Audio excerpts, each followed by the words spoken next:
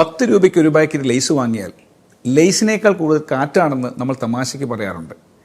ഈ കാറ്റ് നമ്മളെ പറ്റിക്കാനാണെന്നല്ലേ വിചാരിക്കുന്നത്. എന്നാൽ ഇതിന് പിന്നിൽ ഒരു വലിയ ബിസിനസ് സൊല്യൂഷനുണ്ട്. ചിപ്സുകൾ ഫാക്ടറിയിൽ നിന്ന് പാക്ക് ചെയ്ത് ട്രക്കുകൾ കയറ്റി കടകളിലേക്ക് എത്തുമ്പോഴേക്കും വണ്ടിയിലെ കുലുക്കം കൊണ്ട് എല്ലാം പൊടിയായിട്ടുണ്ടാവും.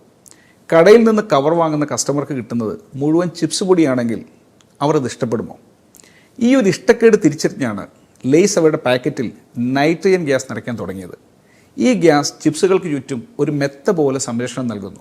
വണ്ടി എത്ര കുലുങ്ങിയാലും ചിപ്സുകൾ പൊടിയാതെ നമുക്ക് കിട്ടും.